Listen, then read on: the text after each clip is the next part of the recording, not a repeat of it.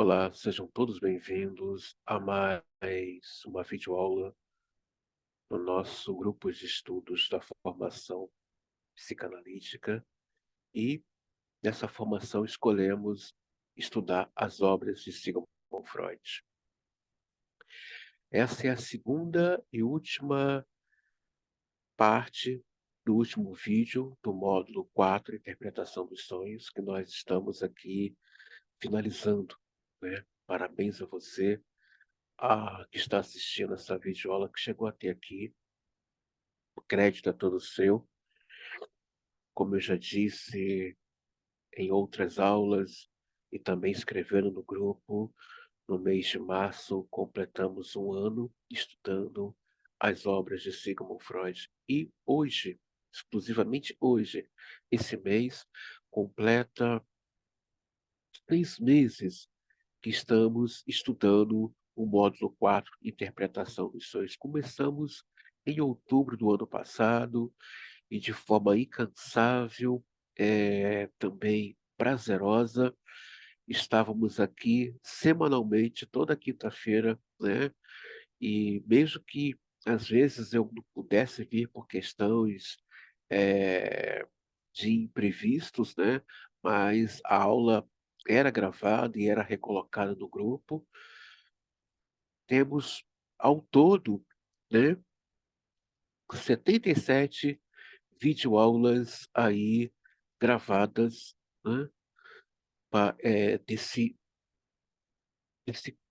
conjunto todo, desde o módulo 1. Então, as coisas estão se ajustando.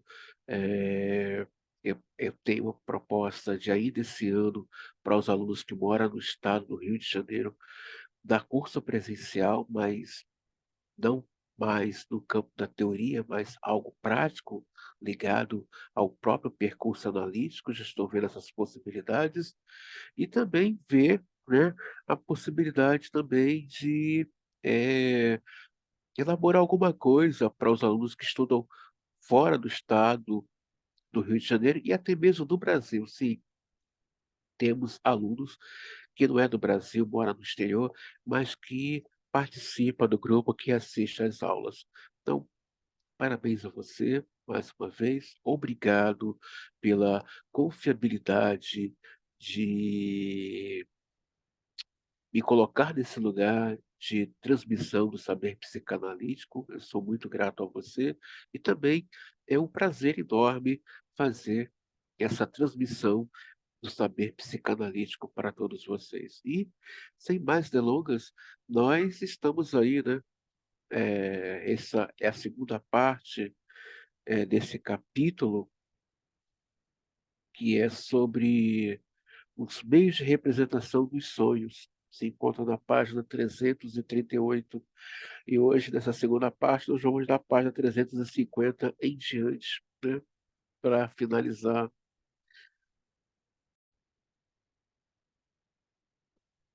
Na página 350, quem tem esse livro, tá? E quiser acompanhar juntamente com essa gravação. Portanto, a identificação ou produção de figuras compostas serve a várias finalidades nos sonhos. Em primeiro lugar, para representar um elemento comum a duas pessoas. Em segundo, para representar um elemento comum deslocado. Em terceiro, também, para expressar um elemento comum meramente imaginário, visto que desejar que duas pessoas tivessem um elemento comum muitas vezes coincide com a troca de uma pela outra. Essa segunda relação também se expressa nos sonhos por meio da identificação. No sonho, a injeção de Irma, eu desejava trocá-la por outra paciente.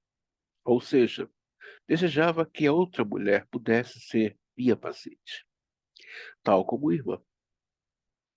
O sonho levou esse desejo em conta, mostrando-me uma pessoa que se chama Irma, mas que era examinada numa posição em que eu só havia tido oportunidade de ver outra mulher.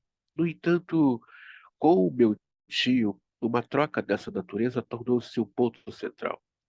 Eu me identifiquei com o ministro, não tratando nem julgando meus colegas melhor do que ele fez, para entendermos aqui eh, a obra magna do Freud, a interpretação dos seus, ela foi a porta à inauguração da psicanálise, tá? Diga-se de passagem que os psicanalistas freudianos e até os lacanianos também reconhecem isso. É, para Freud, era esses dois volumes, né? Era, na verdade, a sua porta, né? De abertura da inauguração da clínica psicanalítica. Freud tinha uma grande paixão por essa, aliás, toda a sua obra ele tinha uma paixão, mas propriamente a interpretação dos sonhos levou 6 anos de pesquisa assídua e árdua. Quem puder ler as obras do psicanalista Renato Mesano, né? Não é clinicamente, tal, que eu vou falar para vocês, não é clinicamente, até porque clínica é algo da ordem do inconsciente, mas academicamente ele é considerado, atualmente no Brasil, uma das maiores autoridades especialistas, estou falando academicamente, dentro do discurso universitário.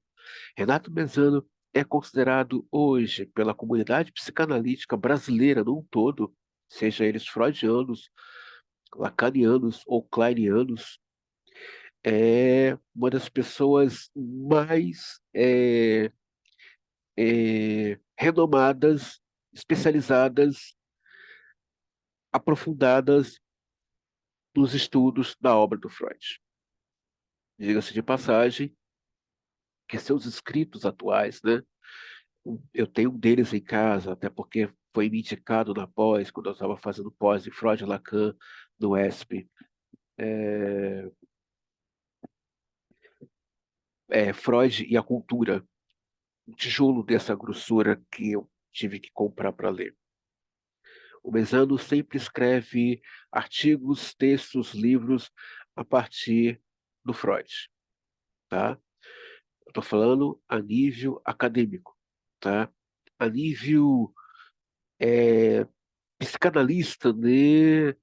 Que reconhecido clinicamente, academicamente, na questão do quesito conhecimento, teoria técnica e psicopatologia, era o Zimmermann, que morreu em 2014. Tá, gente? Estou trazendo para vocês aqui esse relato do, dentro do movimento psicanalítico, porque essa aula que você está assistindo, meu caro aluno, faz parte do movimento psicanalítico. O movimento psicanalítico é isso, a clínica atravessada na cultura, a clínica atravessada na política, na sociedade, na arte, isso é a clínica. E nós estamos aqui fazendo um tipo de arte, sim, estamos aqui moldando, trabalhando vidas, né, de um processo inacabado que nunca terá fim. Então, quem puder ler as obras de Renato Mesano, leia. E para entender legal esse texto aqui do Freud sobre identificação, eu indico o livro do professor e psicanalista, tá? Ele é professor de filosofia e também psicanalista da Unicamp, que é o Daniel Omar Pérez. Há um livro dele muito gostoso de ler. A pergunta é bem filosófica: por que nos identificamos, tá? Quem puder adquiri-lo, tá? Eu não sei, se não coloquei, eu vou colocar, tá? Na bibliografia que vocês irão receber, né, a partir das próximas semanas, dentro da ementa e do cronograma de plano de aula de vocês. Eu acredito que, se eu não coloquei, eu vou colocar essa obra do Daniel Omar Pérez. Por que nos identificamos, né? É uma pergunta filosófica com uma pegada psicanalítica e bem freudiana e lacaniana dessa questão. Ou seja, os sonhos, eles não trabalham de maneira sem uma conexão, sem um objetivo. Claro, os objetivos do inconsciente não estão no plano lógico, não estão no plano racional, não, não estão, né? Vimos na penúltima aula, na penúltima videoaula, o próprio Freud mostrando, né, que os sonhos têm uma pegada aí bem forte do próprio inconsciente, né? O próprio Freud, eu não sei se foi na última videoaula que eu falei isso, né? Ou se foi nessa própria aula, eu não sei. Se eu achar aqui o texto, eu não tenho nenhum problema de ler para vocês, né? Em que o Freud mostra, que os sonhos, eles têm aí uma pegada. Aqui, achei. Oh, que bom, achei. Olha só, coisa linda. Vou ler para vocês na página 341. Olha que coisa gostosa que eu vou ler aqui para vocês. Ao fazê-lo, os sonhos se afastam, ora mais, ora menos, amplamente do texto de que se dispõe para manipular, ou seja, os sonhos são manipulados. Mas, André, somos nós, já disse aqui a vocês, que o sonho realiza um desejo, quem está se realizando não somos nós, as pulsões. Acordamos, continuamos acordando endividado frente aos nossos desejos. Olha, aliás, os sonhos variam de forma semelhantemente. Esse é o tratamento da sequência cronológica, página 342. Dos pensamentos do sonho, caso tal sequência tenha se estabelecido no inconsciente, ou seja, é no inconsciente. Nós não esgotamos, né? A gente, 6 meses aqui, toda quinta-feira, nós não esgotamos esse livro. E acho que é uma fantasia tentar esgotar, né? É uma fantasia bem de ordem edipiana, né? Essa coisa vai dar para explorar tudo. Eu acredito que vamos terminar as obras de Sigmund Freud.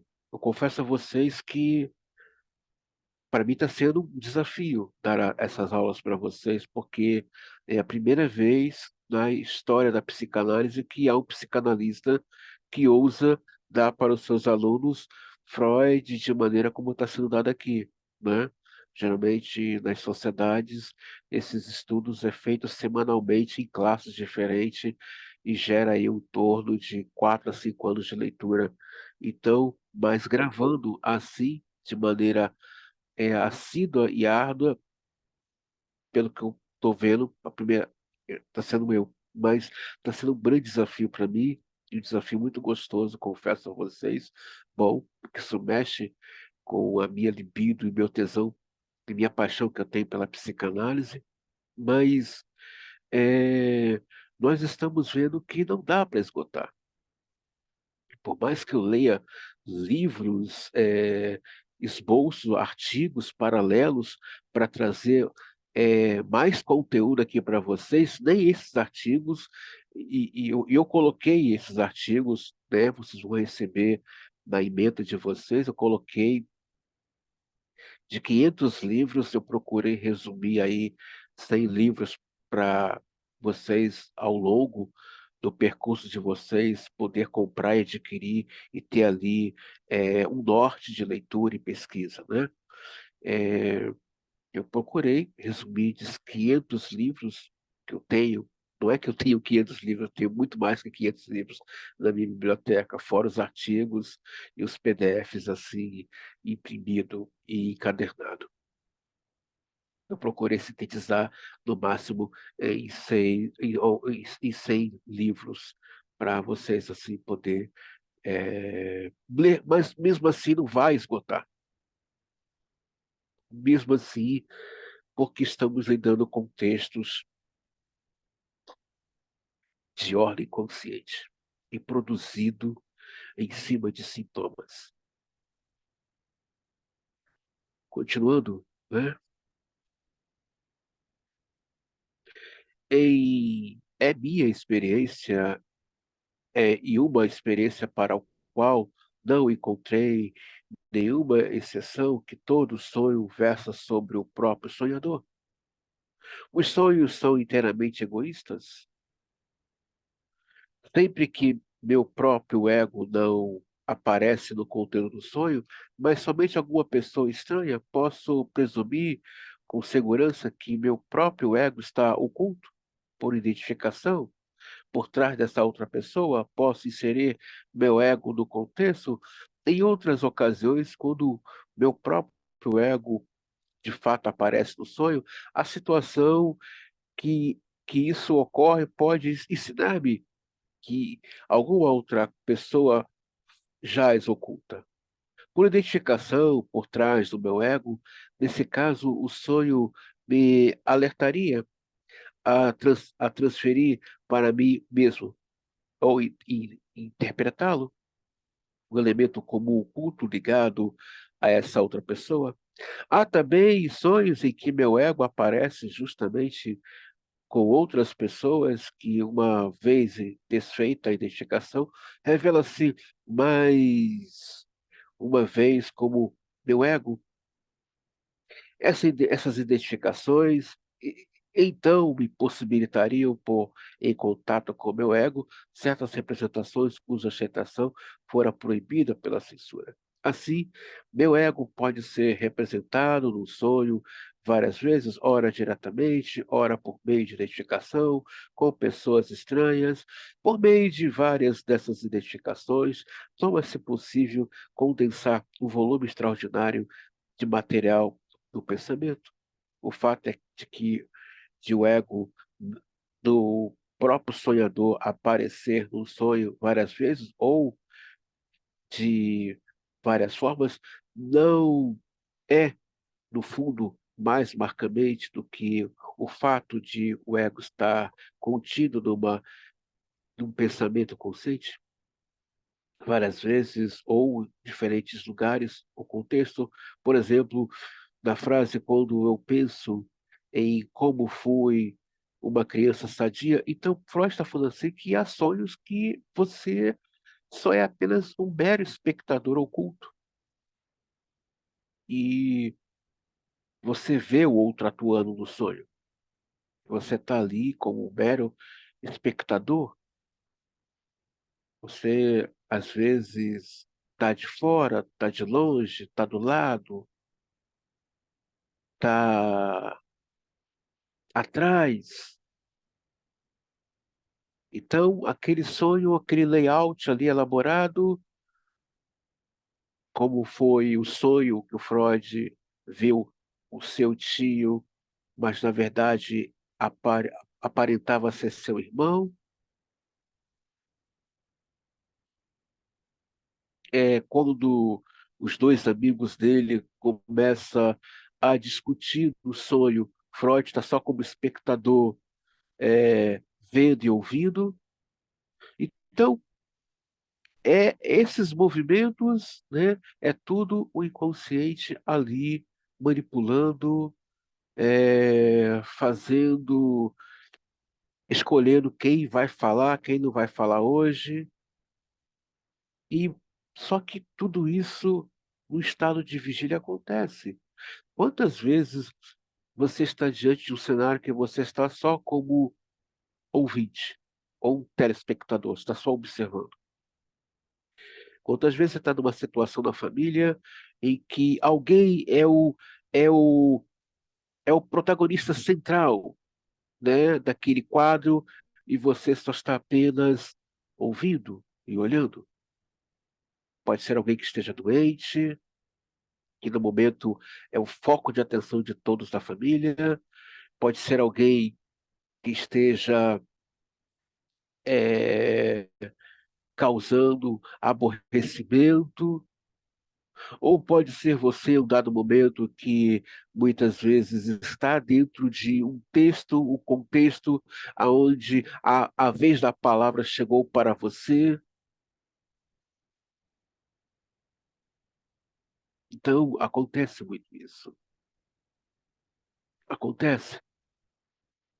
Então, os sonhos não traz nada de novo, traz muitas vezes ensaios de um estado de vigília que o sujeito já vivenciou, mas que não se apercebe. Mas os sonhos está dialogando com o sujeito, mostrando, né, como vivemos o nosso dia a dia. As identificações, no caso de nomes próprios, de localidade, se desfazem ainda mais facilmente do que no caso de pessoas, já que aqui não há interferência por parte do ego, que ocupa um lugar tão dominante nos sonhos. No de meus sonhos sobre Roma, o lugar em que eu me encontrava chamava-se Roma, mas eu ficava atônito com a quantidade de cartazes em alemão na esquina de uma rua. Esse segundo ponto era uma realização de desejo que imediatamente me fez pensar em Praga, e o próprio desejo talvez datasse de uma fase nacionalista alemã pela qual passei durante minha juventude, mas que depois superei. Na ocasião que tive o sonho, havia uma perspectiva de encontrar meu amigo, o Flis, em Praga, de modo que a identificação de Roma e Praga pode ser explicada como um elemento desejante comum. Eu preferiria encontrar meu amigo em Roma e gostaria de trocar Praga por Roma para fins desse encontro. Então, o sonho dele trouxe dois lugares geograficamente distantes, colocou em um só cenário. Ele revê cartazes da sua época juvenil, num sonho. Vimos numa aula que os sonhos não se perdem desde criança, os desejos, os anseios não se perdem, eles são recalcados, ou seja, eles são guardados pelo próprio inconsciente. Tem uma videoaula, é a penúltima, eu falo nessa penúltima videoaula, em que o Freud traz uma palavra muito boa, uma palavra de muita possibilidade, não de esperança, mas de possibilidades, em que ele diz nada, é, nada está perdido no cerne do que diz respeito ao desejo. Não está perdido. Eles podem ser invocados a qualquer momento a partir do desejo do sujeito. E a partir que ele passa a desejar de novo essas coisas, é possível sim, né? O que eu gosto da psicanálise, ela não trabalha com a esperança, mas com as possibilidades que esse sujeito é capaz de fazer com as ferramentas que ele tem dentro dele, né? Que é o desejo, a libido, a fé na palavra que ele emprega, né? Nas questões invocantes, pulsionais, sejam elas cópias, seja ela puramente invocante, tudo isso são ferramentas psíquicas poderosíssimas que o sujeito aí tem, como diz o próprio Nasio, né? O Nasio, o Zimmermann, fala de maneira muito rica dessa, desse, desse, impo- desse apoderar-se, né? Das suas forças psíquicas, das suas ferramentas, das suas habilidades psíquicas e o quanto elas vão lhe ajudar. Isso é muito rico. Saber que temos ferramentas e habilidades psíquicas infinitas dentro de nós. Muito, isso é fantástico, gente. A possibilidade de criar estruturas compostas destaca-se com a mais importante entre as características que tantas vezes emprestam aos sonhos uma aparência fantástica, pois introduz no conteúdo dos sonhos elementos que nunca poderiam ter sido objetos de percepção real. O processo psíquico de construir imagem composta de noções é evidentemente o mesmo quando imaginamos ou retratamos um centauro ou um dragão na vida de vigília. A única diferença é que determinada a produção da figura imaginária da vigília, de vigília, é a impressão de uma própria nova estrutura pretende causar, ao passo que a formação da estrutura composta sob o, um sonho é determinada por um fator estranho à sua forma real, a saber, o elemento comum nos pensamentos do sonho. As estruturas compostas dos sonhos podem ser formadas de uma grande variedade de maneiras. O mais ingênuo desses procedimentos representa meramente os atributos de uma coisa acompanhados pelo conhecimento de que também pertence a uma outra coisa. Uma técnica mais elaborada combina os traços de ambos os objetos numa nova imagem e, ao proceder assim, utiliza com habilidade quaisquer semelhanças que os dois objetos, caso possuam, na realidade. Olha que coisa gostosa. Freud vai dizer que as coisas que produzimos no sonho, as arquiteturas, as, é, elas têm uma conexão, mas é a partir de uma força psíquica. Na penúltima aula, eu falo, né, um texto que o Freud diz, não sei de onde vêm essas forças. Ele está falando do inconsciente, capaz de criar essas coisas. Não temos controle, não temos previsão, não temos como barrar, controlar, não temos.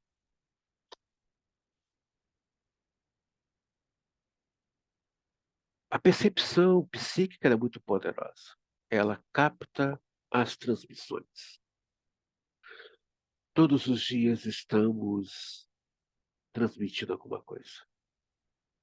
Todos os dias estamos transmitindo, estamos invocando. E a psicanálise nos convida, nós, principalmente nós analistas, né? Freud vai dizer que de todos os seus pacientes, o que ele tem mais que ter cuidado é com ele próprio, porque ele é o paciente que ouve outro paciente. A psicanálise convida eu e você, meu caro aluno, a percebermos essas conexões que não está no campo da lógica, mas está no campo do real, aquilo que escapa e aquilo que a compreensão e a razão lógica não consegue pegar, mas que esse mundo metafísico pega. Eu estou convidando você que está assistindo essa segunda e última parte dessa videoaula do módulo 4, Interpretação dos Sonhos, 1900.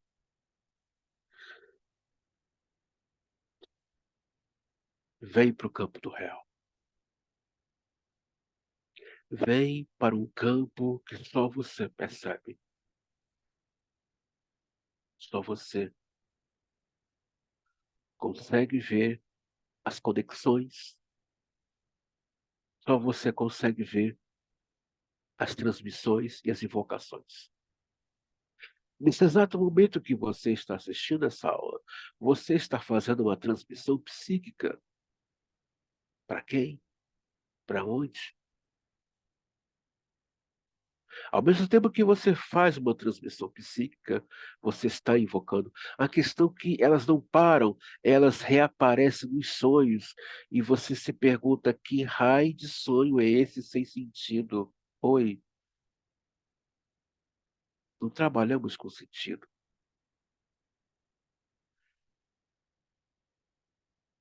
Você quer ser analista? Você quer ir no Lacan? Abre mão da certeza. Abre mão das respostas prontas. Abra mão da segurança, da esperança. André que está falando, é. Aí Lacan vai dizer, agora sim, você é analista. Agora sim, o analista é o sujeito, como diz o Násio, essa mudança funcional, essa virada da chave. Násio vai dizer, ele agora não é mais o sujeito do campo racional, ele é esse sujeito desse campo em que a lógica lá é de outra ordem, a razão lá é de outra ordem, só que o sentido ali não é bem-vindo, não é bem-vindo. Sonhos não têm sentido, gente. Se você prestarem bem atenção, os sonhos não têm um sentido lógico, mas o seu sonho está transmitindo algo para você, algo para nós, mas também está invocando. Nos sonhos, estamos transmitindo e estamos invocando, estamos sendo invocados. Isso é maravilhoso. Quando o analista consegue se apoderar das suas habilidades psíquicas e ferramentas psíquicas, ele começa a desenvolver essa percepção de ver além da metafísica, percepções metafísicas. Como diz o psicanalista Christian Duca, ele deu um grande salto quântico. Esse analista deu um grande salto quântico quando ele começa a desenvolver suas percepções metafísicas. Em outras palavras, extras percepções psíquicas. Extras percepções psíquicas.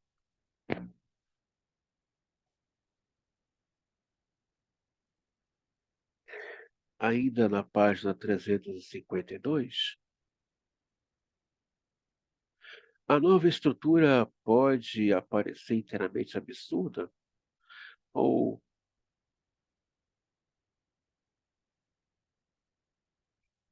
ou causar-nos a impressão de um sucesso imaginativo, conforme o material e a habilidade com que seja aglutinada.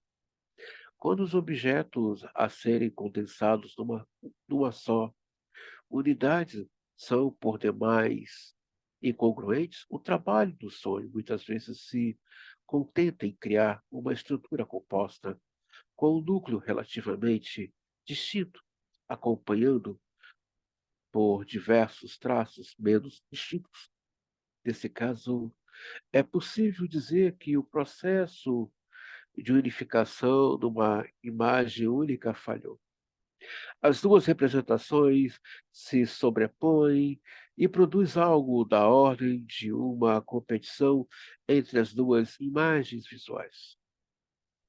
Poderia chegar a representações semelhantes num desenho, caso se tentasse ilustrar o modo pelo qual o conceito geral é formado a partir de várias imagens perceptivas isoladas. Os sonhos são, na verdade, uma massa dessas estruturas compostas. Forneci alguns exemplos delas em sonhos que já analisei. Acrescentarei agora mais alguns. O sonho relatado mais adiante, que descreve o curso da vida de uma paciente. Na linguagem das flores, o ego do sonho segurava na mão o ramo de botões de flores, que, como vimos, representava tanto a inocência como a pecaminosidade sexual. O ramo, graças à maneira como as flores estavam colocadas nele, também fez a sonhadora lembrar-se de flor de cerejeira. As flores, as próprias flores consideradas individualmente, eram camélias. E, além disso, a impressão geral era de o crescimento erótico. O fator comum entre os elementos dessa estrutura composta foi indicado pelos pensamentos do sonho. O ramo florido era composto de alusões e presentes que lhe tinham sido oferecidos com o propósito de conquistar ou tentar conquistar seus favores. Assim, tinha-lhe dado cerejas na infância. Em época posterior da vida, uma planta de camélias ou já exótico era uma alusão a naturalista muito viajado que tentara conquistar suas boas graças com o desenho de uma flor. Outra de minhas pacientes produziu, num de seus sonhos, algo intermediário entre uma cabine de banho à beira-mar, um quartinho externo no campo e um sótão numa casa urbana. Os dois primeiros elementos têm em comum uma ligação com a pessoa, duas e, e desalinho. Em sua combinação com o terceiro elemento, leva à conclusão de que, em sua infância, o sótão também fora uma cena de desnudamento. Outro sonho, outro sonhador produziu, numa localidade composta a partir de dois lugares, onde se fizeram tratamentos, sendo um deles meu consultório, outro o local de entretenimento onde ele tratava conhecimento com sua mulher. Página 353.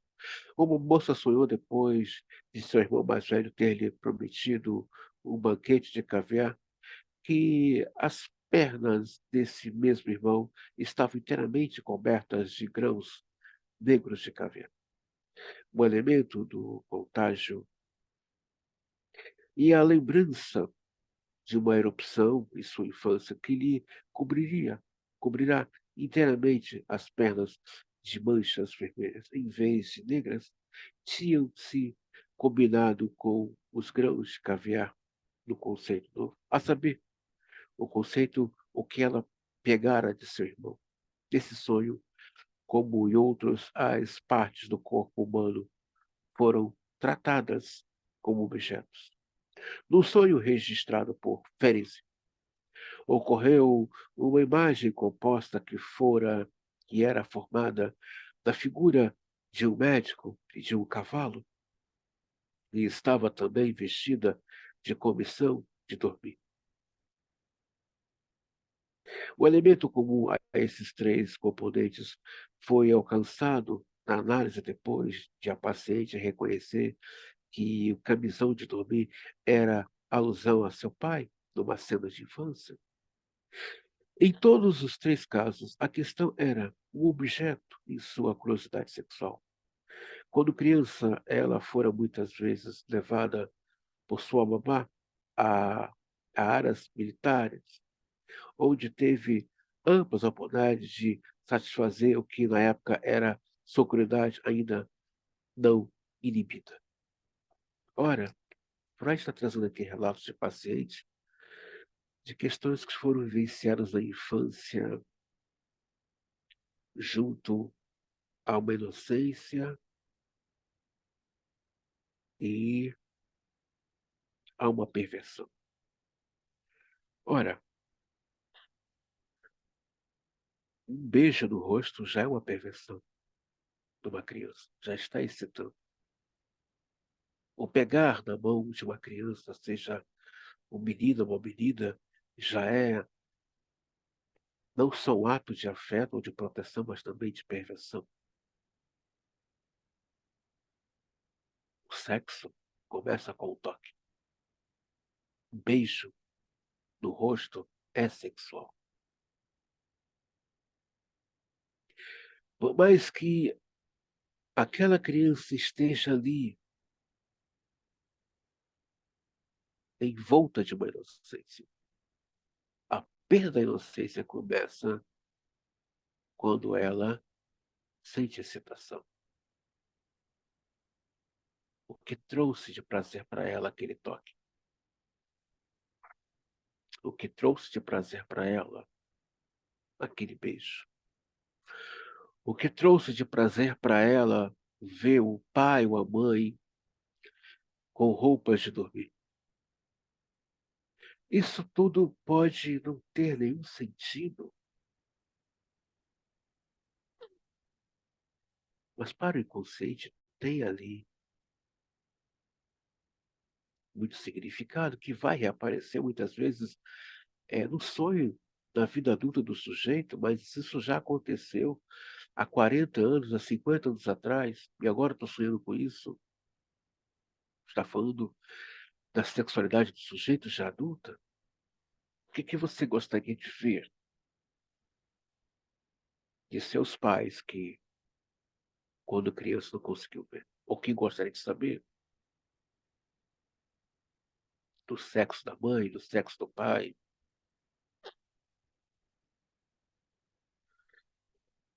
Psicanálise é isso, né? Ela é sem graça, ela vem tirar o sujeito do encanto.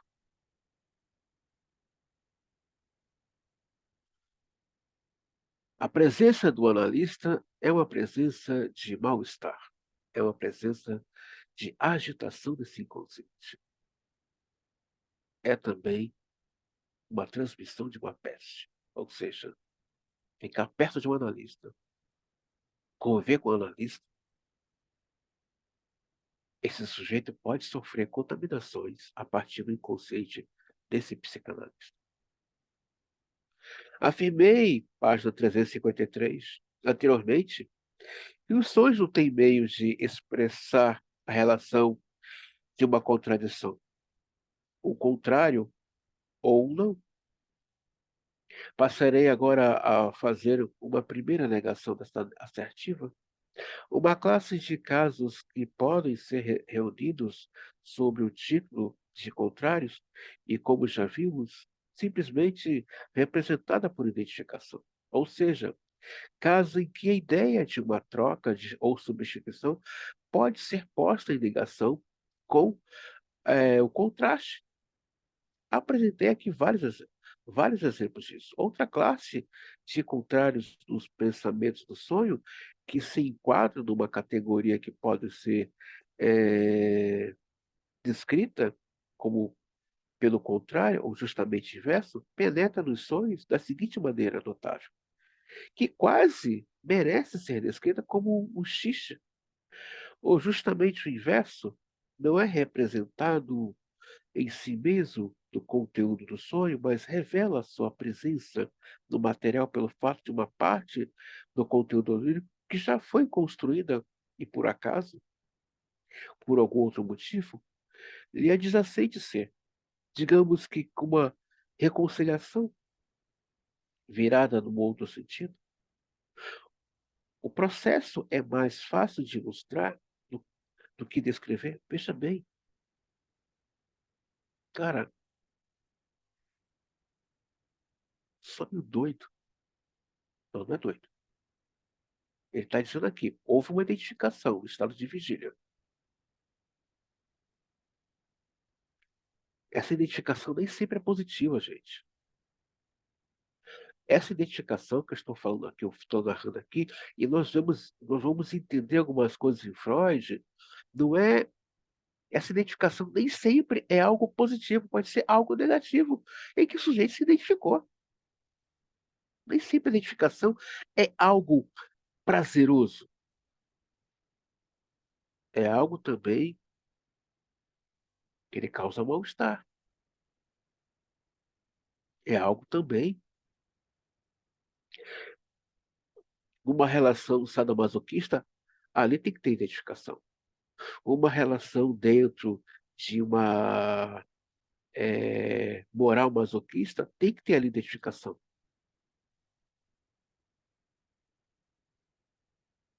Estar trabalhando em um lugar que lhe causa mal-estar, tem que ter identificação. Tem que ter ali uma captura narcísica, como diz Lacan. Aí vai reaparecendo os sonhos. Sonho contraditório? Não, não é. Não é. Investiga um pouco mais. Chega mais perto. Já dei aqui ferramentas e vou bater essas ferramentas com vocês até o final do módulo 5. Tem um bom livro de semiótica, linguística, simbologia, alguma coisa sobre transgeracionalidade e, por último, aí, algum livro de mitologia ou arquétipos. Então, dizer sonho doido, sonho contraditório, não é. Se, se ficar nessa via, eu quero entender meu sonho, ou eu quero um sentido, quanto mais você estiver atravessado com a psicanálise, mais as coisas sem sentido se tornam importantes para você. Mais e mais. Quanto mais estiver atravessado com a clínica, mais você estará apegado às coisas que não faz sentido. Mais e mais.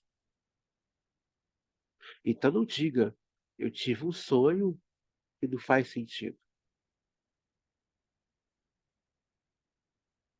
Tem que ter sentido. Ou esse sonho contraditório não faz parte de uma outra conexão. Tem que estar buscando em você, ou está pedindo de você para investigar. Sonho de condensação é isso. Parece contraditório, parece ilógico, parece perdido. Oi, primeiro que quem elabora, quem manipula seu sonho é o seu próprio inconsciente. Então, será que ele é burro? Lacan vai dizer que ele é o grande sábio, é o grande outro. Ele sabe das coisas.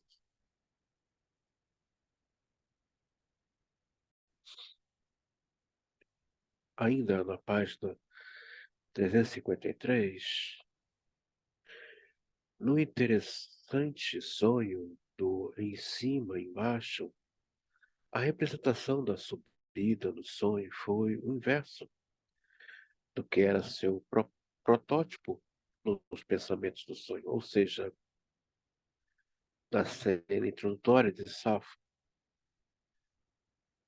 e Dowd. O sonho, a subida era difícil no começo, porém mais fácil depois, enquanto que na cena de Dud era fácil no início, porém cada vez mais difícil depois. Além disso, o lá em cima e o lá embaixo, na relação entre o sonhador e seu irmão, foram representados de maneira invertida no sonho. Isso apontou para a presença de uma relação invertida, ao contrário, entre duas partes do material dos pensamentos do sonho. E fomos encontrá-la na fantasia infantil do sonhador, de ser carregado por sua ama de leite, que era o contrário de sua situação do romance, onde o herói estava carregando sua amante. Do mesmo modo, em seu sonho de ataque, existe justamente o inverso, semelhantemente que tem de ser posto em ordem antes que o sonho possa ser interpretado com êxito. No sonho, God fazia um ataque a um jovem. Na situação real, contida nos pensamentos do sonho, o homem importante, meu amigo Feliz, foi atacado por um jovem escritor desconhecido. No sonho fiz um cálculo baseando-me da data da morte de Goethe. Na realidade, o cálculo fora feito a partir do ano de nascimento do paciente paralítico. O pensamento que se revelou decisivo nos pensamentos do sonho foi uma contradição à ideia de Goethe. Deveria ser tratado como se fosse um lunático, justamente o inverso disso. O sonho, se você não compreender o livro, olha aqui, que coisa interessante. O sonho, se você não compreende o livro, é você, o crítico, é um débil mental e não o autor. Penso, além disso, que todos esses sonhos de virar as coisas ao contrário incluem uma referência às implicações desdenhosas da ideia de voltar as coisas a alguma coisa. Como, por exemplo, virar as costas do sonhador em relação ao seu irmão do sonho de Safo. É relevante observar, além disso, o quanto é frequente a inversão empregada precisamente nos sonhos oriundos de impulsos homossexuais recalcados. Nós estamos na última videoaula.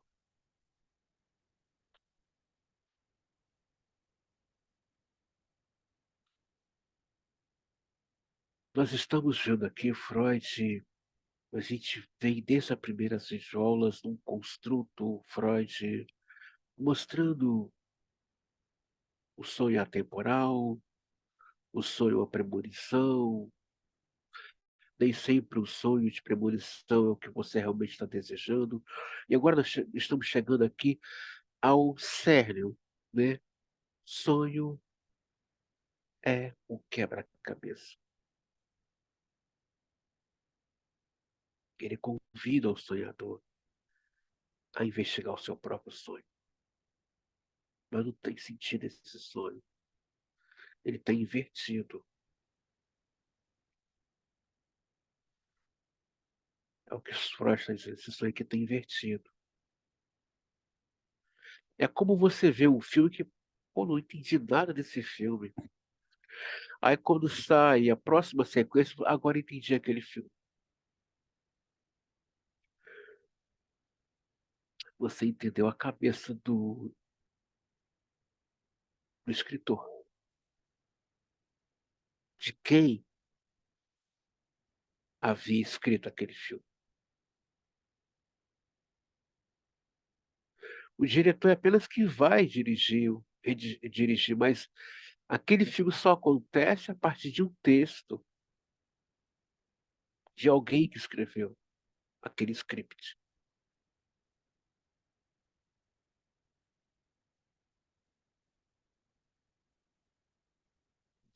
Simplesmente dizer, sou realização de um desejo, que desejo? Qual desejo? Quem? Nós estamos vendo até aqui que sonho não é nada algo fácil de se interpretar, muito pelo contrário, é um enigma e somos convidados a investigar esse enigma, que é o nosso próprio sonho.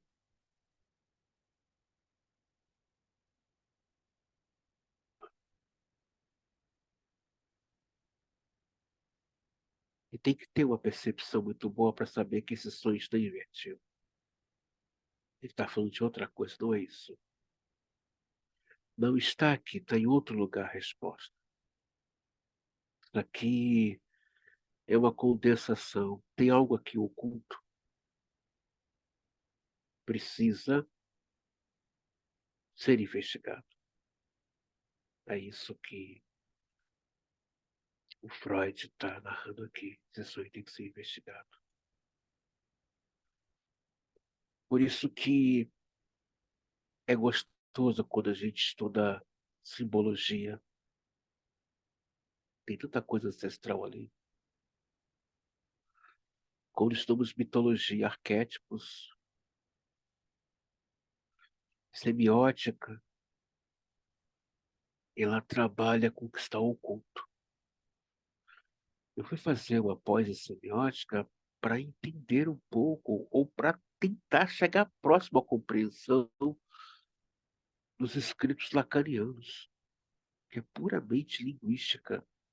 Só que ele trabalha com uma linguística do inconsciente. Aí pegou, né?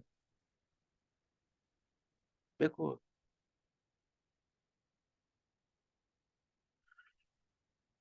Os textos lacanianos é de uma linguística que não está na academia, não está no discurso universitário, está no discurso banalista.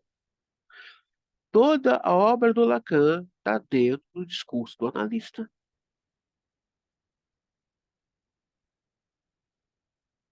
É uma linguística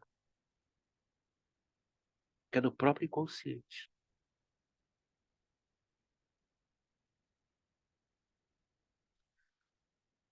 Continuando. Aliás, a inversão ou transformação de uma. Essa questão do homossexual recalcado está falando aqui de algo aqui transgeracional, tá, gente? Ele pode recalcar esse homossexual, mas terá atuações, né, homossexuais, tipo uma inversão ou uma falta de prazer pela genitália feminina. Não sei se vocês estão acompanhando, mas eu estou. Está crescendo o número de homens no Brasil que acha cansativo fazer sexo com as mulheres. Acha cansativo só de olhar. Sério, né? Sério. E a filosofia deles, de beira ou de mesa de bar, é para que vou me esforçar tanto se vou me cansar? Só dormir ao lado já não está bom? Tem alguma coisa ali recalcada. É nesse recalcamento que há um saber. É nesse recalcamento que há uma sabedoria. É nesse recalcamento que é uma verdade libertadora, de uma transformação pulsional riquíssima. É ali, é ali que está. Aliás, a inversão, transformação de uma coisa em seu oposto, é um dos meios de representação mais favorecidos pelo trabalho do sonho e é passível de utilização em sentidos mais diversos. Ela serve, em primeiro lugar, para dar expressão à realização de um desejo, em referência a algum elemento específico nos pensamentos do sonho, ou seja, os sonhos de inversão, os sonhos de condensação, faz parte do desejo.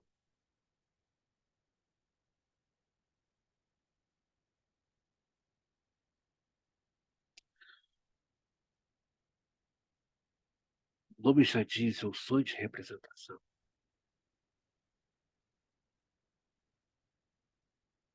mas está invertido. Está falando de um desejo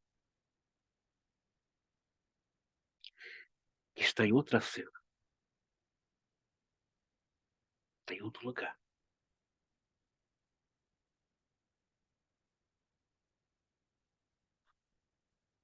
Sim.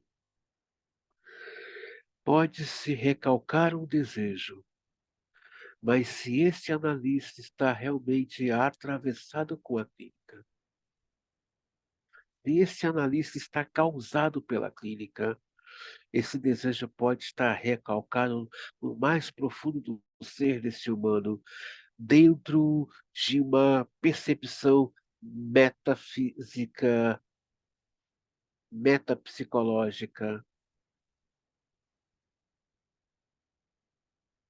Esse analista vai perceber. Vimos desse modo que o Freud fala, os sonhos revela Nossa verdadeira natureza está lá dentro escondida, junto com esse desejo. Está lá, está lá.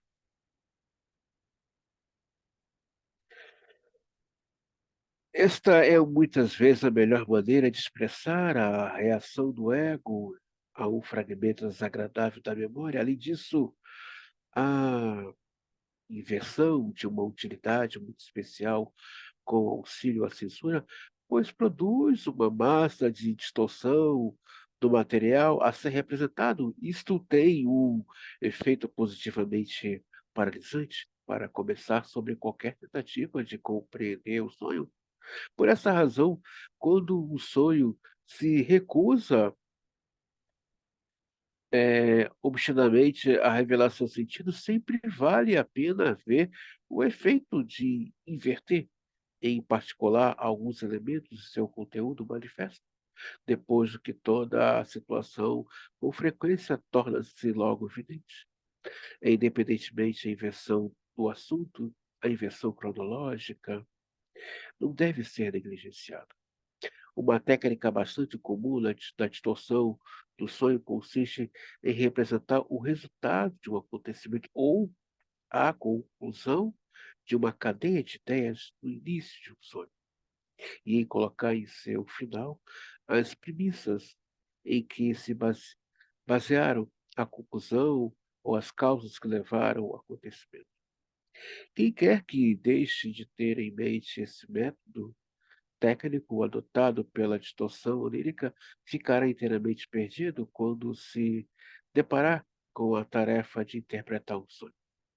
Em alguns casos, de fato, só é possível chegar ao sentido de um sonho depois de ser efetuado um bom número de inversões de seu conteúdo sobre vários aspectos. Por exemplo, no caso do jovem neurótico obsessivo, ocultava-se por trás de seus sonhos a lembrança de um desejo de morte que datava de sua infância e era dirigido contra seu pai, a quem ele temera. Eis aqui o texto do sonho. Seu pai o repreendia por voltar para casa tão tarde. O contexto em que o seu sonho ocorre ao tratamento analítico é as associações do paciente mostraram, contudo, as palavras originais. Deviam ter sido que ele estava com raiva do pai e que, sua opinião, o pai sempre voltava para casa cedo demais, ou seja, muito antes do tempo. Ele teria preferido que o pai não voltasse para casa em absoluto, e era isso, a mesma coisa que o desejo de morte contra o pai. Ou seja, ele chegava tarde, no estado de vigília, o pai o repreendia, né? Aliás, diga-se de passagem, meus caros alunos, o neurótico obsessivo,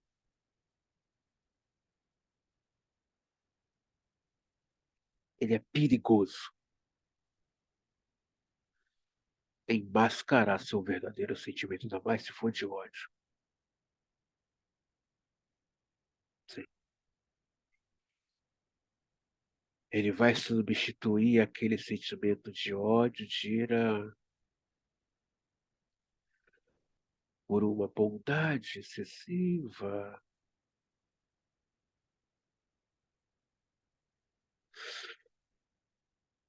uma acolhimento, cuidado excessivo, mas eu volto a dizer, está lá dentro aquele verdadeiro ódio. Está lá dentro aquele verdadeiro sentimento de destruição. Se existe uma estrutura que, para camuflar os sentimentos de ira, é o neurótico obsessivo,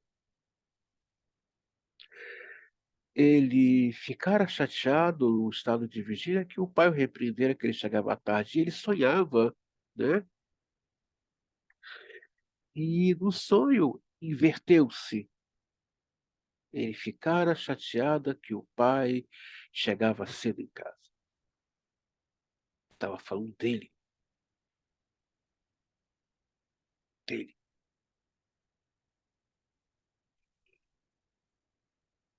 Então, esse desejo que ele queria que o pai morresse, ao que não voltasse para casa, falava desse tempo juvenil em que ele era repreendido pelo pai por chegar tarde em casa.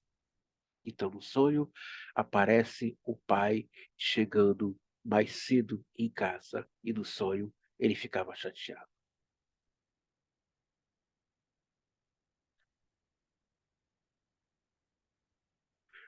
O problema dos sentimentos de ira do neurótico obsessivo não tratado o destrói, porque chega um tempo que aquele sorriso meigo, aquele sorriso cativante desaparece.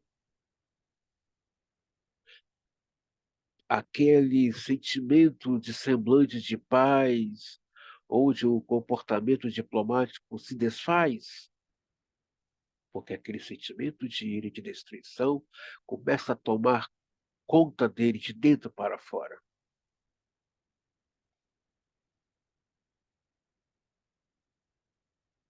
Não estou dizendo aqui que neurótico obsessivo é um falso, não.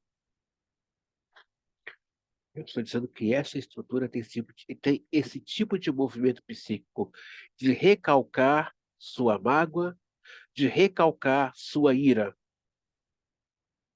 Não é ódio, ira.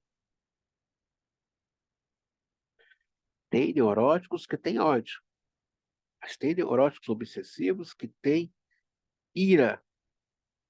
A ira do neurótico obsessivo é algo assustadora. Ela é uma ira de destruição. E quando ele a recalca e entra nesse movimento de ser diplomata com todos, cuidar de todos, ele está, uma hora isso vai se desfazer. E essas chamas que estão dentro dele vai queimar tudo à sua volta. E ele não vai saber conter, porque escapa, escapa, escapa. Isso não quer dizer que não tem tratamento. Tem tratamento quando há desejo. Quando há desejo, tem-se sim tratamento. Por isso que é a clínica das possibilidades. Tem-se sim tratamento.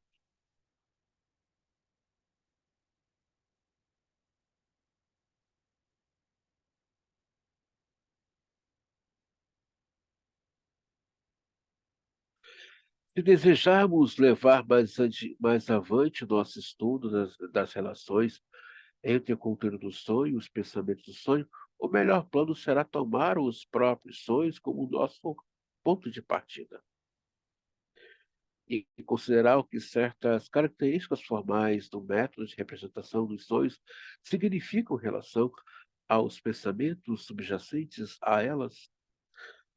As mais destacadas dentre essas características formais que não podem deixar de nos impressionar nos sonhos são as diferenças de intensidade sensorial entre imagens oníricas específicas e as diferenças da nitidez de certas partes dos sonhos ou de sonhos inteiros quando comparados entre si.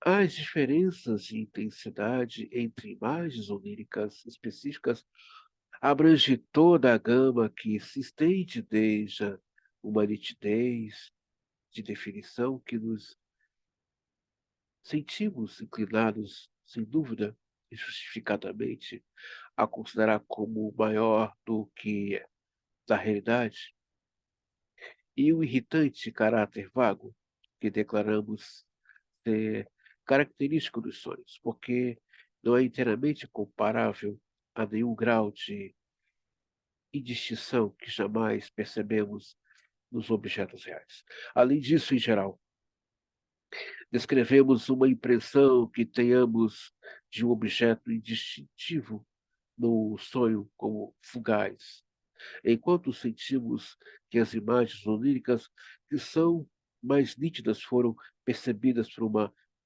extensão considerável de tempo. Surge então a questão de investigar o material dos pensamentos do sonho. O que é que determina essas diferenças da nitidez das partes específicas do conteúdo de um sonho? Devemos começar por contrariar certas expectativas que quase inevitavelmente se apresentam. O material de um sonho pode incluir sensações reais experimentadas durante o sono. É provável que presuma que essas ou os elementos do sonho delas oriundos recebem destaque no conteúdo do sonho, aparecendo com intensidade especial, ou de forma inversa, que quer que seja muito especialmente nítido, no sonho pode ser rastreado até.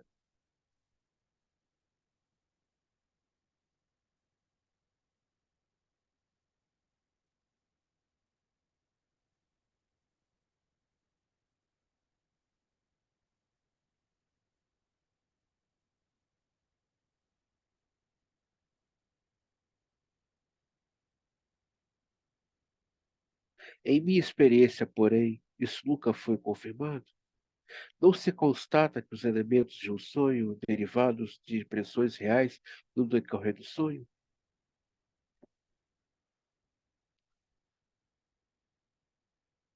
O fator da realidade não tem importância alguma na determinação da intensidade das imagens oníricas. Do mesmo modo, pode-se esperar que a intensidade sensorial, ou seja, da nitidez das imagens oníricas específicas, estivesse relacionada com a intensidade psíquica dos elementos dos pensamentos oníricos correspondentes a eles. Nesses últimos, a intensidade psíquica coincide com o valor psíquico. Os elementos mais intensos são também os mais importantes, os que formam o ponto central dos pensamentos do sonho. Sabemos, é verdade, que são estes precisamente os elementos que, em virtude da censura em geral, não conseguem penetrar no conteúdo do sonho. Não obstante, é bem possível que seus derivados imediatos que representam no sonho tivesse o grau mais elevado de intensidade, sem por isso constituir, tivesse o grau mais elevado de intensidade, sem por isso constituir necessariamente o centro do sonho. Mas também essa expectativa é frustrada pelo estudo comparativo dos sonhos e do material que se derivam. A intensidade dos elementos de não tem nenhuma relação com a intensidade dos elementos do outro. O fato é que ocorre uma completa transição de todos os valores psíquicos, da expressão de Nietzsche, entre o material dos pensamentos oníricos e o sonho, muitas vezes um derivado direto daquilo que ocupa uma posição dominante nos pensamentos do sonho só pode ser descoberto precisamente em algum elemento transitório. A intensidade dos elementos de um sonho mostra ter uma outra determinação. O problema que acabo de tratar, as causas maior ou menor intensidade ou clara de elementos, não deve ser confundido com outro problema. No primeiro caso, a clareza contrasta com a indeterminação, mas o segundo contrasta com a confusão. Não obstante, não se pode duvidar de que o aumento da redução das qualidades dessas duas escalas corre paralelamente.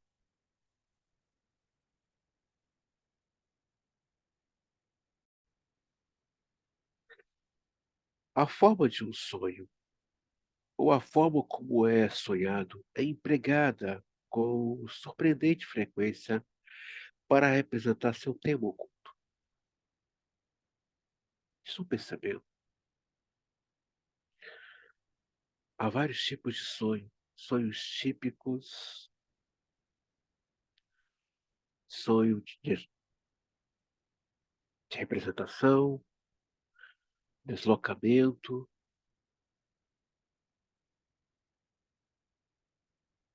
É dever desse analista, assim eu penso, sou eu, tá, gente? Eu é que penso dessa maneira. Compreender, entender como funciona a sua clínica. Se ele está fazendo uma formação freudiana, e na sua formação freudiana, por assim dizer,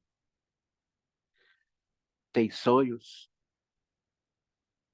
tem histeria, tem libido, tem sexualidade, são os elementos que compõem a clínica dele. Entender de histeria, entender de sonhos. Não há definição, não há como definir os sonhos. Sexualidade, libido, édipo. Então nós estamos vendo aqui que isso não é uma coisa assim tão fácil. O que eu estou convidando você, meu caro aluno, leia, leia, lê.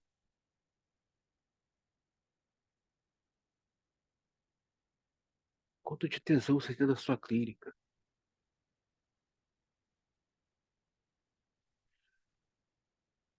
Quanto que você acredita na sua clínica? A sua clínica é você, não é um espaço, é você. Quanto que você acredita na sua clínica?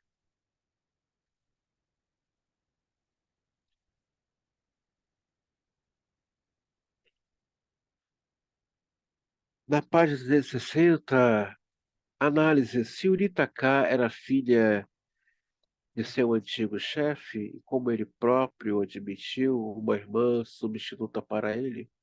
O rapaz realmente tivera a oportunidade de conversar com ela, mas certa ocasião tiveram uma conversa em que foi exatamente como se tivesse tomado consciência de nosso sexo, o que eu devesse dizer, eu sou homem, você é uma mulher.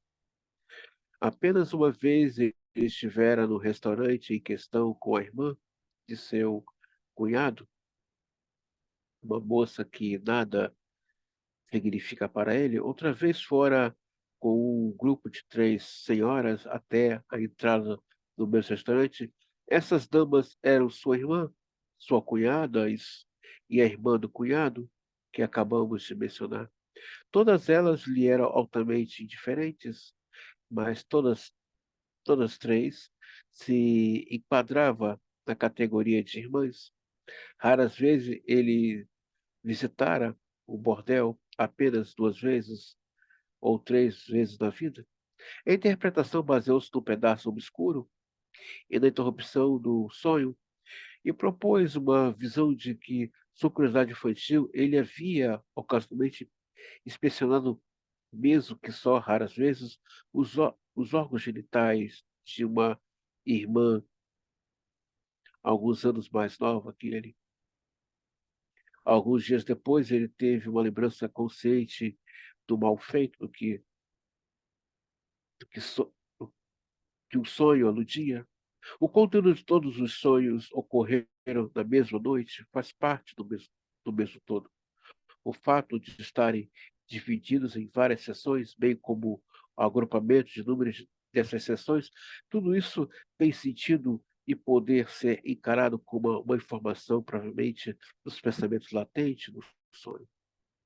Ao interpretar sonhos que consistam em várias sessões principais ou, em geral, sonhos que ocorram durante a mesma noite, não se deve desprezar a possibilidade de que os sonhos separados e sucessivos dessa natureza tenham o mesmo sentido e possam estar dando a impressão aos, aos mesmos impulsos do material diferente. Sendo assim, o primeiro desses sonhos homólogos ocorre muitas vezes no mais distorcido e tímido, ao passo que o seguinte será mais confiante e nítido. Os sonhos de Faraó da Bíblia sobre as vacas e as espigas de milho interpretadas por José eram desse tipo. Eles são minuciosamente relatados por José. Quando ele fala aqui de José, é o Flávio José, né? O historiador que vai relatar os bastidores da Bíblia. Era um judeu que puder adquirir essa obra, leia. Flávio José é o nome do livro. É da editora CPAD, né? Um livro muito bom. Ele conta os bastidores, né? Dentro de uma investigação histórica da sua época, os bastidores do mundo bíblico, desde o Velho Testamento, ou dentro de uma linguagem acadêmica, veterotestamentário, ou Novo Testamento, no caso, a Nova Aliança, ou as cartas católicas, quer dizer, universais. Tá? Quem puder adquirir, Flávio José, está aqui a dica para vocês. Do que a Bíblia, depois de narrar seu primeiro sonho, disse o rei, após ter tido essa visão, despertei do meu sono e, estando em desordem e considerando comigo mesmo que deveria ser essa aparição, adormeci e vi outro sonho, mais maravilhoso que o anterior, e que ainda mais me assustou e perturbou. Após ouvir o relato do sonho do rei, respondeu José: Esse sonho, ó rei, embora visto sob duas formas, significa um e ao mesmo tempo e o mesmo fato. Percebe? José, tipificando ali a figura do analista, ele fala: é o mesmo sonho.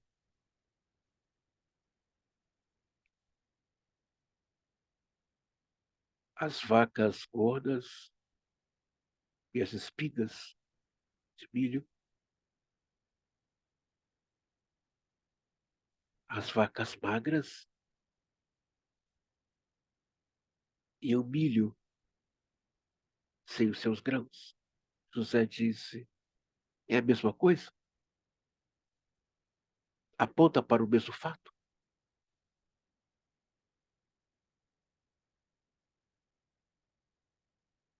Aquilo que está sem sentido, se esse analista está aí bem causado por esse inconsciente, aquilo que não faz sentido para ele é que tem a resposta e a compreensão.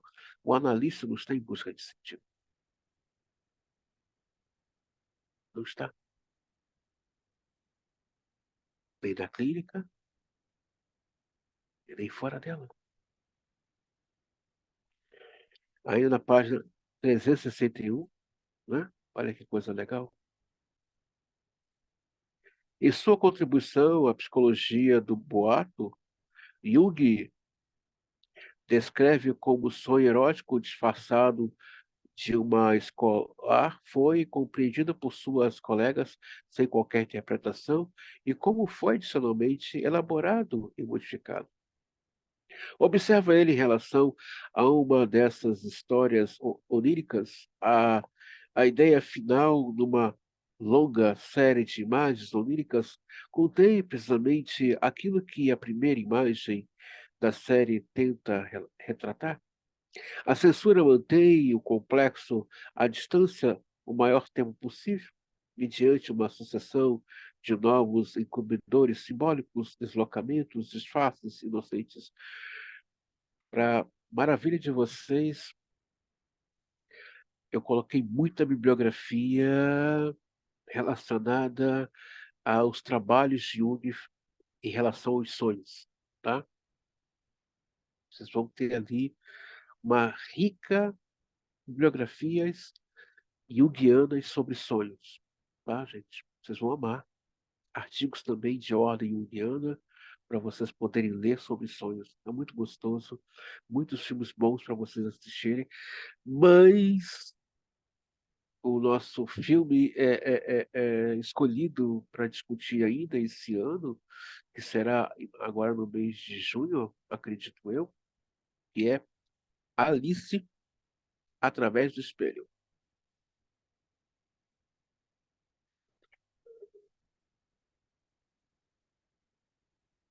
Estavam bem familiarizados com essa peculiaridade do método de representação dos sonhos e o descreve no tocante à sua teoria dos estímulos orgânicos. Como lei es- especial, em última análise, com contudo e outras estruturas oníricas simbólicas provenientes de estímulos nervosos específicos, e a imaginação observa uma lei geral. No começo de um sonho, ela só retrata o objeto do qual provém o estímulo por meio das mais remotas e inexatas alusões. Mas, no final, depois de uma difusão pictórica, se esgotou, ela representa cruamente o próprio estímulo, ou, conforme o caso, o órgão envolvido na função desse órgão. Otto Rank forneceu uma bela confirmação dessa lei de Schroeder. O sonho de uma moça, relatado por ele, compunha-se de dois sonhos isolados, com um intervalo entre eles, sonhados no decorrer de uma mesma noite, tendo o segundo terminado no orgasmo. Foi possível efetuar uma interpretação pormenorizada desse segundo sonho, mesmo sem muitas contribuições da sonhadora. O número de ligações entre os conteúdos dos dois sonhos possibilitou ver que o primeiro sonho representa, de maneira mais tímida, a mesma coisa que o segundo, de modo que o sonho com o orgasmo contribuiu para a completa explicação do primeiro. Rankin baseia acertadamente nesse exemplo o exame da importância geral dos sonhos com o orgasmo ou emissão por uma teoria do sonhar. Não obstante, em minha experiência, só raramente ficamos em condições de interpretar a clareza ou confusão de um sonho pela presença de certeza ou dúvida em seu material. Ele está dando aqui o pulo do gato. O caminho para uma boa interpretação de um sonho confuso, não muito claro. Freud está aqui dizendo, olha o que ele diz aqui. Está dando pulo do gato. Pela presença de certeza ou dúvida em seu material. Peraí, certeza ou dúvida, sim. Certeza porque esse sonho ele não tem sentido, ele está confuso, ele está sem nexo. E dúvida, não está claro esse sonho. Ele está invertido.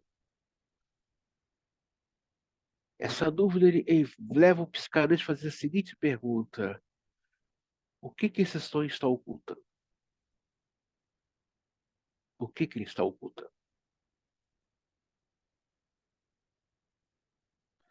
É dessa dúvida que surge a sabedoria do psicanalista. Freud vai dizer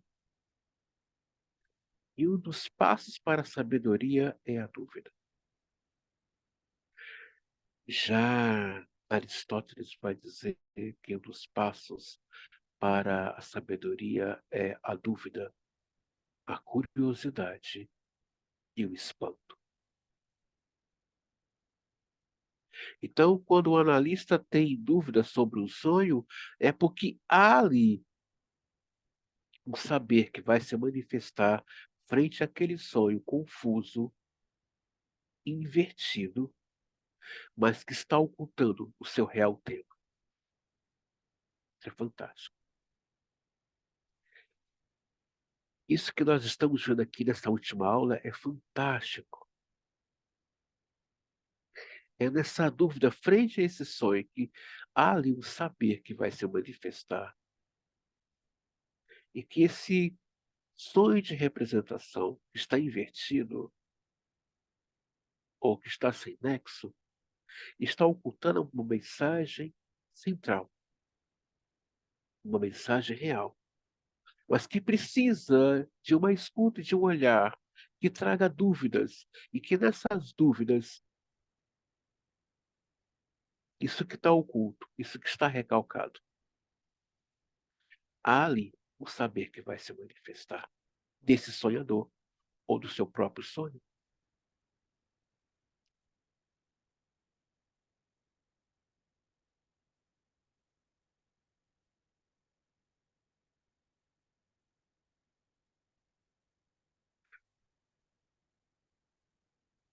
Por vezes, num sonho que a mesma situação, cenário persistem por algum tempo, ocorre a interrupção descrita com essas palavras, ai, foi como se ao mesmo tempo fosse outro lugar, e lá aconteceu tal e tal coisa. Após algum tempo, o fio da meada principal do sonho pode ser retomado, e aquilo que interrompeu revela ser uma oração subordinada do material dele. O pensamento interpolado, uma oração condicional, e os pensamentos do sonho, é representada nesses últimos por simultaneidade, se transformando-se em quanto. Qual é o sentido da sensação de movimento inibido que tão comumente aparece nos sonhos e que se aproxima tanto da angústia? O sonho tenta mover-se para frente, mas se descobre colado no chão. Ao tentar alcançar algo, mas retido por uma série de obstáculos, um trem está prestes a partir, mas fica impossibilitado de apanhá-lo. O sujeito que ergue a mão para revidar o insulto, mas verifica que ela está imponente, e assim por diante. Já deparamos com essa sensação nos sonhos de exibição. Então, o que é esse sonho, né, que está me inibido? Eu não consigo responder à altura, eu não consigo correr, eu não consigo alcançar aquele ônibus, aquela pessoa. O que esse sonho está falando? É um sonho de inibição. Eu quero pegar a chave, ou eu quero beber uma água e eu não consigo pegar esse copo, ou pegar a chave.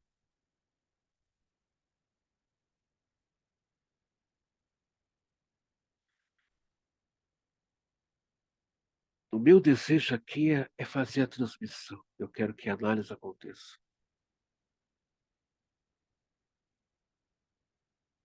Eu também tenho uma aposta, e eu também tenho fé em vocês. E alguma coisa boa vai surgir daqui até o final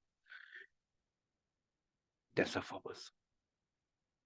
Uma resposta fácil, mas insuficiente, mas seria dizer que a paralisia motora prevalece no sono e que dela tomamos conhecimento na sensação que estamos examinando, mas pode-se perguntar por que, nesse caso, não estamos perpetuamente sonhando com esses movimentos inibidos. E é razoável supor que essa sensação, embora possa ser evocada a qualquer momento durante o sono, sirva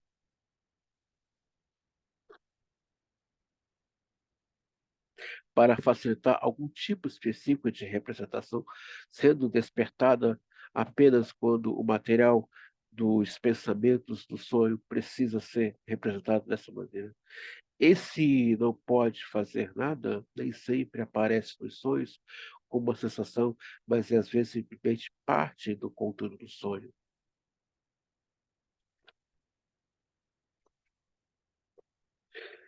Um caso dessa natureza me parece particularmente apto a lançar luz sobre o sentido desse aspecto do sonho. Eis aqui uma versão abreviada de um sonho em que aparentemente eu fui acusado de desonestidade.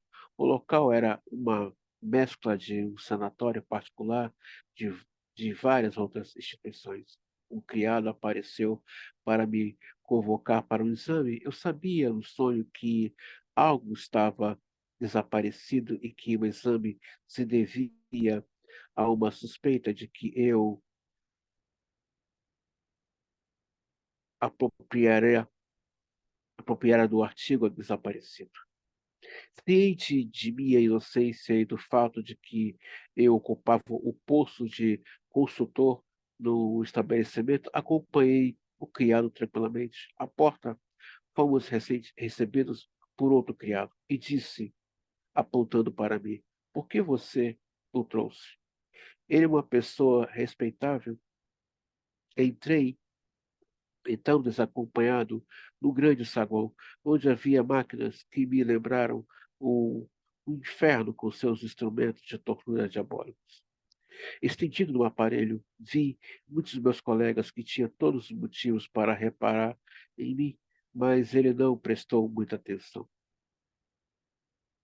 Disseram-me então que podia ir, mas não consegui encontrar meu chapéu e afinal não pude ir. Ele podia ir embora, mas porque não achou o chapéu, não foi embora. O que que é isso? Porque um chapéu, porque uma mala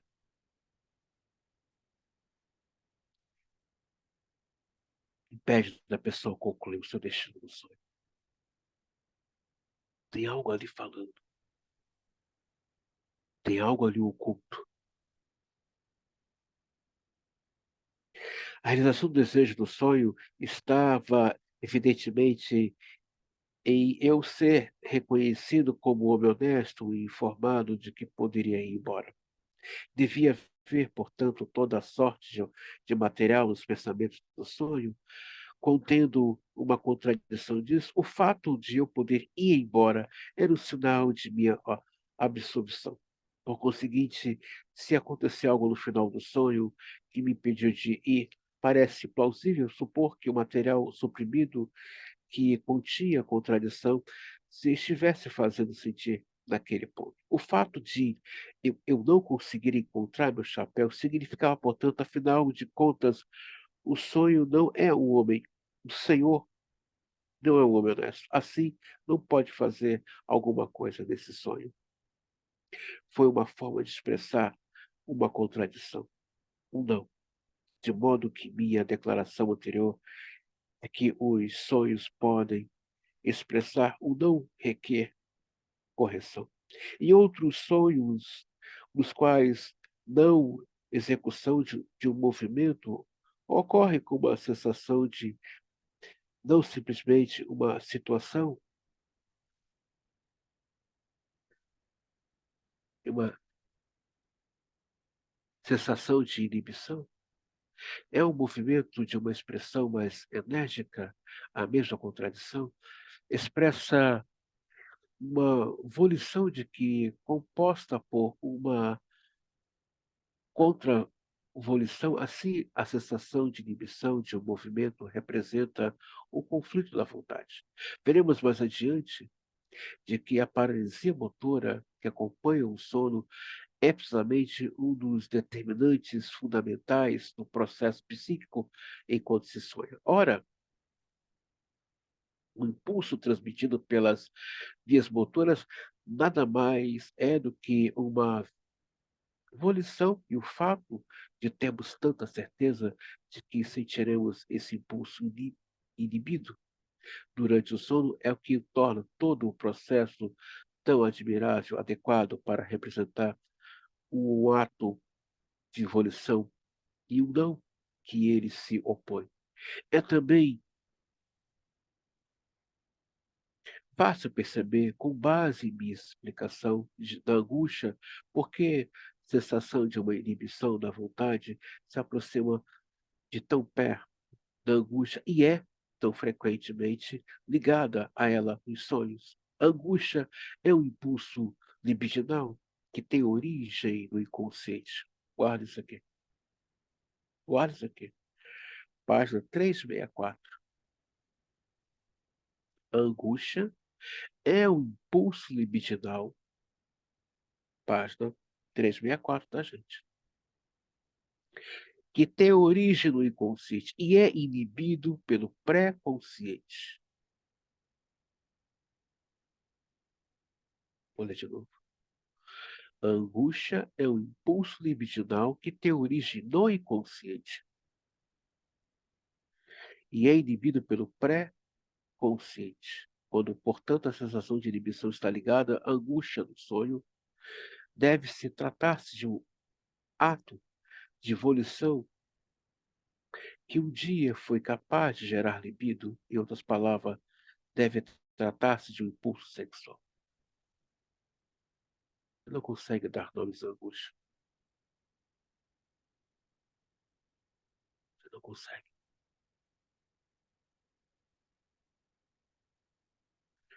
Quando Freud fala que está ligado a uma questão sexual, é desejo.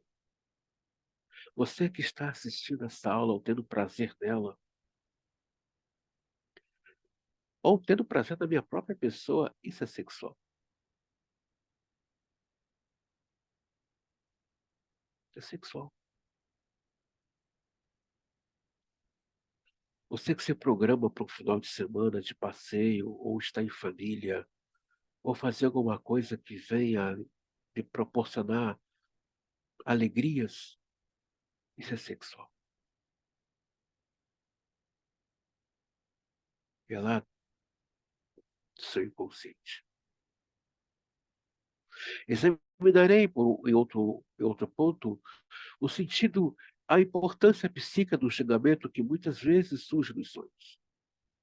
Expresso na frase final, isto é apenas um sonho, diria aqui apenas a título de antecipação de que se destina a minimizar a importância do que está sendo sonhado.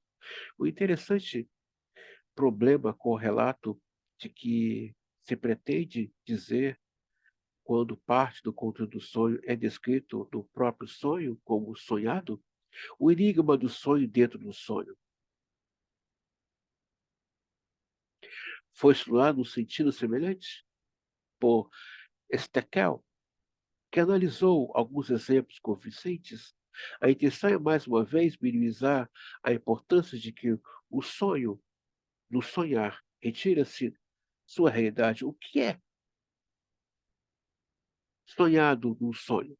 Depois que se acorda do sonho dentro do sonho, é o que o desejo do sonho procura colocar no lugar de uma realidade obliterada. É seguro supor, então, que foi sonhado no sonho em uma representação da realidade, a verdadeira lembrança, ao passo que a continuação do sonho, pelo contrário, meramente representa o que o sonhador deseja.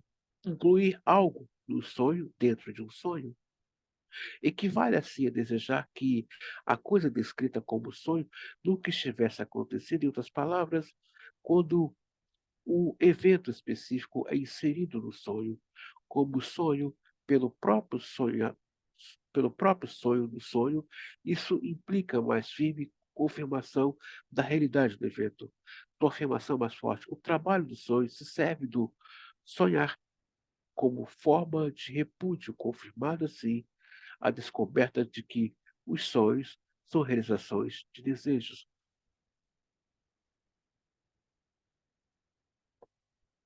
Um sonho dentro de um sonho.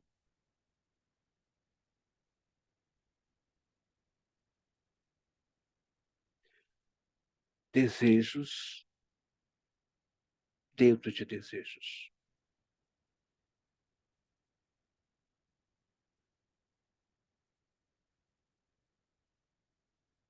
Não dá para falar tudo.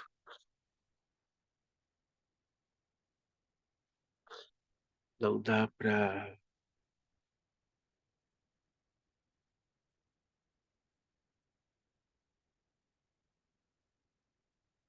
concluir tudo.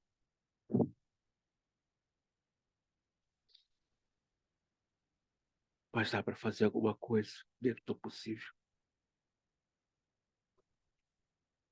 O que que é esse sonho dentro de um sonho? O Jung vai estudar isso. Freud deixou aqui aberto para nós investigarmos. Mas ele dá dica. É um desejo dentro de outro desejo.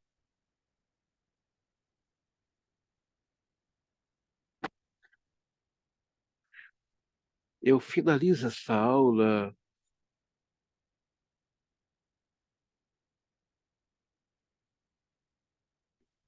vendo a seriedade no trabalho desse homem. Aliás, todo intelectual sério clássico eu vejo com muito carinho, muito respeito, com muita seriedade. Mas está aqui aberto para eu e você investigar o sonho dentro de um sonho e a paralisia do sonho. Sonho de paralisia é interessante para a obra, para o percurso analítico, dentro da obra freudiana. O sonho é a realização de um desejo, mas você imagine um desejo dentro de outro desejo. Você acordou de um sonho dentro de um sonho.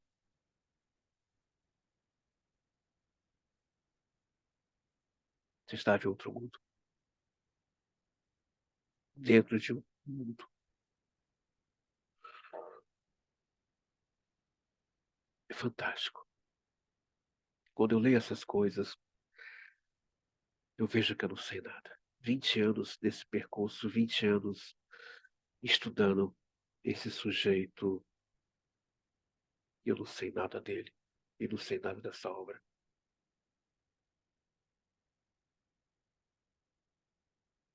Mas está aqui aberto para eu e você investigar paralisia do sonho e um sonho dentro de um outro sonho. É apenas um desejo dentro de outro desejo.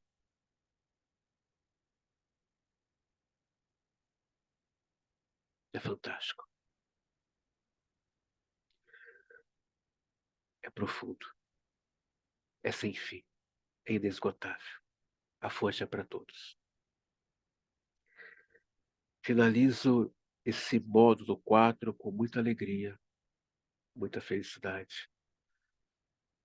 E parabenizando a você que está assistindo essa última videoaula da segunda parte do Sonho de Representação.